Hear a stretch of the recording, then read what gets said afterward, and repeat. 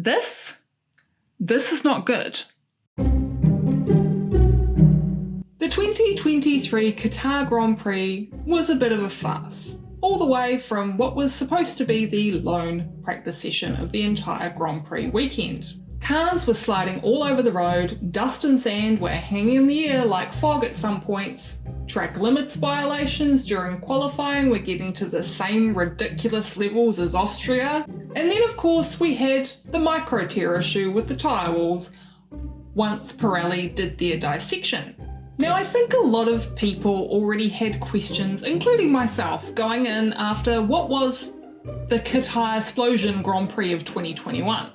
But then the Losail circuit decided to go and put these new pyramid curbs in, following a grand total of zero consultation with Pirelli. And now here we are.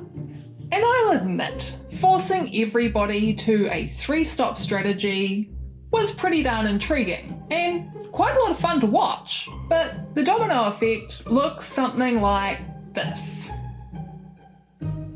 So, let's unpack that. First we have the curbs.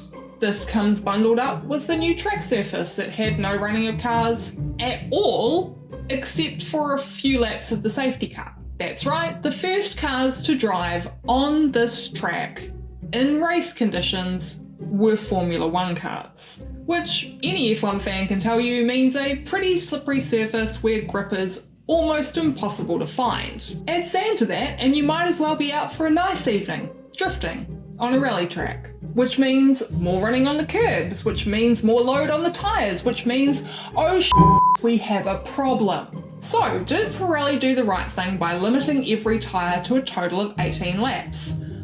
Well, it's all swings and roundabouts. From a tyre saving standpoint and a Pirelli face saving one, absolutely yes. When we take a look back at those dominoes, maybe not. So, we save the tyres. The potential for punctures is always dangerous, particularly on high-speed tracks like Losail.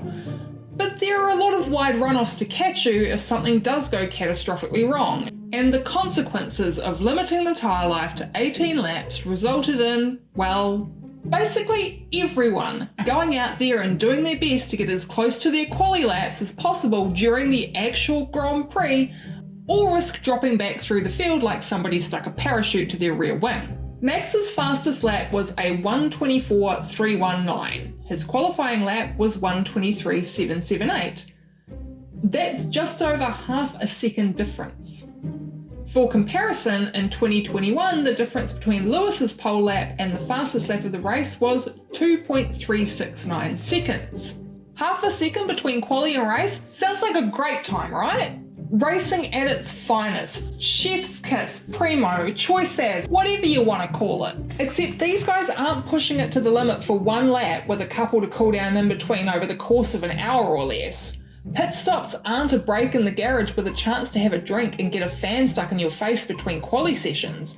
This is almost 2 hours of solid, relentless, sweltering heat, extreme humidity, pushing the car and your body to the absolute limit, and in this race, what looks like well beyond it. And limiting the tyre life compounded the fundamental issues with this Qatar Grand Prix. This is a MotoGP circuit.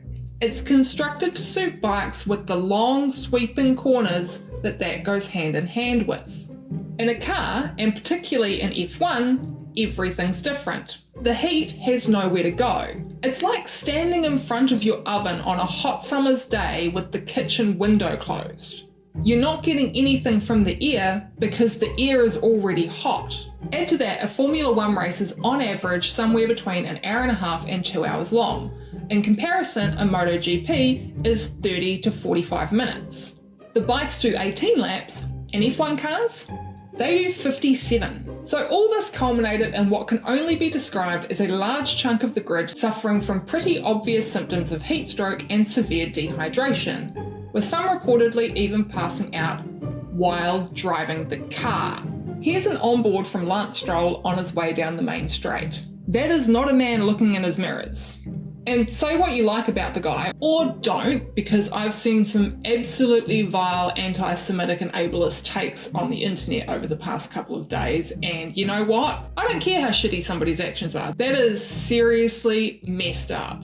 But I digress. Say what you like about his racing, but one thing that's always impressed me about Stroll is that he's not afraid to open his big gob and spit out some home truths. So we had Lance and reportedly others passing out while in control of a vehicle travelling at extreme speeds, Esteban throwing up on lap 15 and carry on with what I can only describe as extraordinary mental fortitude, Logan Sargent, full credit to him, flat out retiring because it was just too much, Bottas calling the whole thing like torture, Alex Albon needing to be helped out of his car and then immediately puking, Fernando Alonso slowly getting cooked by the right hand side of his seat, sand in faces every time they tried to get a tiny bit of ventilation, and a whole lot of drivers needing medical attention following the hell on tarmac that was this race.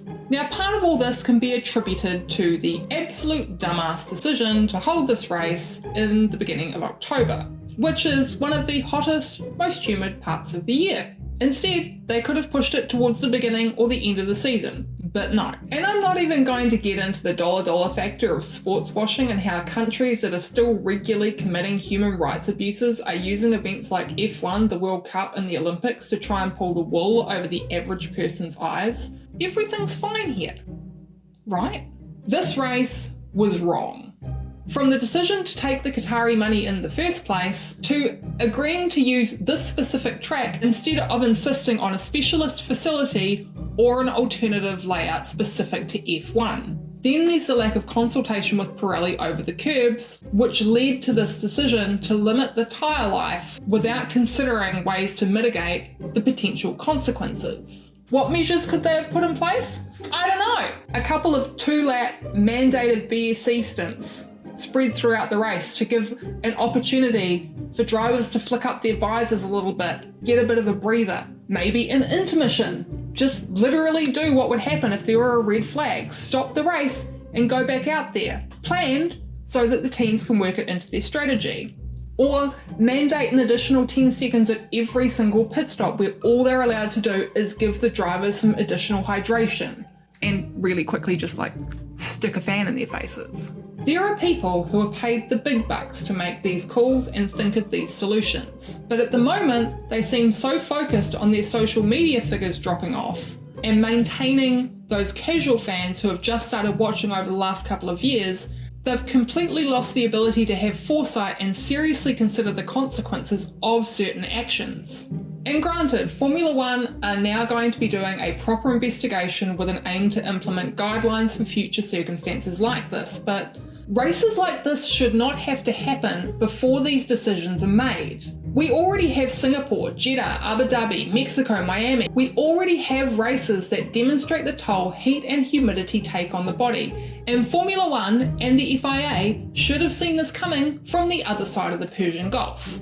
It might make for a great couple of episodes of Drive to Survive, but Formula One has a responsibility to ensure this doesn't happen again on any track. When faced with the choice between money and spectacle and driver safety, the choice is a no-brainer. If you don't have drivers, you don't have a sport.